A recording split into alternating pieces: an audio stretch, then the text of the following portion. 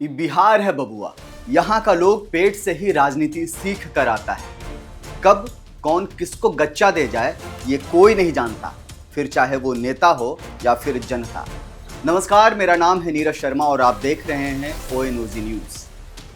बिहार में चुनाव होने वाले हैं और इस चुनाव से पहले इस बात की चर्चा हो रही है कि इस बार दलित वोट किसको मिलेंगे। दरअसल बिहार में दलित वोट करीब 20% है।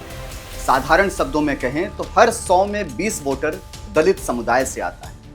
पूरे बिहार में इसी वोट बैंक को साधने की पुरजोर कोशिश की जा रही है और इसके लिए आरजेडी के नेता तेजस्वी यादव से लेकर कांग्रेस के राजेश राम और हम के जीतन राम मांझी से लेकर एलजेपी के चिराग पासवान तक जुटे हुए हैं। ऐसा नहीं है कि बीजेपी और जेडीयू इस रेस से बाहर है, लेकिन सब अपने अपने तरीके से इस काम में जुटे हुए हैं कि आखिरकार दलित वोट उनको मिल जाए। उत्तर प्रदेश की तरह बिहार में दलित वोट बैंक का कोई अकेला ठेकेदार नहीं है। यहाँ कोई मायावती नहीं है, न ही चंद्रशेखर है। हाँ, एक बात तय है कि वोट बैंक की राजनीति जरूर होती है। बिहार की 243 सीटों में से 38 सीटें दलितों के लिए आरक्षित हैं, यानी इन सीटों पर दलित कैंडिडेट्स ही चुनाव लड़ सकते हैं। ऐसे में ये 38 सीटें किस पार्टी को सत्ता के अंदर और बाहर रखने की ताकत रखता है। 38 सीटें अनुसूचित समुदाय के लिए और 2 सीटें अनुसूचित जनजातियों के लिए आरक्षित हैं। बिहार में दलित वोटर किसी एक पार्टी से जुड़ा हुआ नहीं है। दलित वोटों के सबसे बड़े दावेदारी CPI-ML, लोजपा के रामविलास पासवान और जीतन राम मांझी की पार्टी हम हैं। दलितों का कुछ वोट राष्ट्रीय जनता दल और कांग्रेस को भी मिलता है। बिहार में दलित वोटों पर सबसे अधिक प्रभाव NDA खेमे का है। केंद्र सरकार में प्रधानमंत्री नरेंद्र मोदी की योजनाओं के सहारे बीजेपी ने दलित वोटों पर पकड़ मजबूत की है।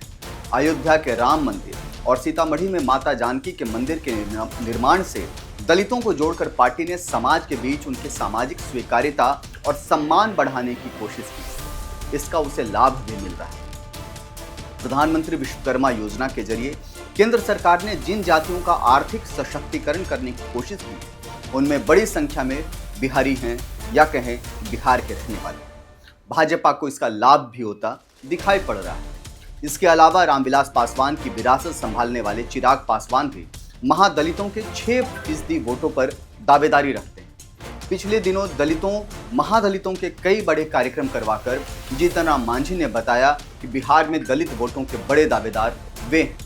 ऐसे में NDA खेमा फिलहाल दलितों पर पकड़ के मामले में आगे दिख रहा है। कांग्रेस ने अखिलेश प्रसाद सिंह को हटाकर राजेश कुमार को बिहार का प्रदेश अध्यक्ष बना दिया। दलित समुदाय से आने वाले राजेश कुमार को पार्टी का प्रदेश अध्यक्ष बनाकर कांग्रेस ने साफ कर दिया कि इस बार वह बिहार में दलित मुसलमान समीकरण पर केंद्रित राजनीति करेगी। इसका उसे चुनावी लाभ भी मिल सकता है। इसके पहले बिहार में राहुल गांधी के दलित समुदाय को 2 बड़े कार्यक्रम में शामिल होने के भी संकेत मिले और उन्होंने एक संकेत देने की कोशिश की कि पार्टी इस बार बिहार में दलित समीकरण साधने की कोशिश करेगी। बता दें कि प्रदेश के दलित वोट बैंक पर लंबे समय तक कांग्रेस का वोट बैंक हुआ करता था, लेकिन 90 के दशक में अगड़े बनाम पिछड़े की लड़ाई में दलित वोटर राजद के साथ खड़ा हुआ।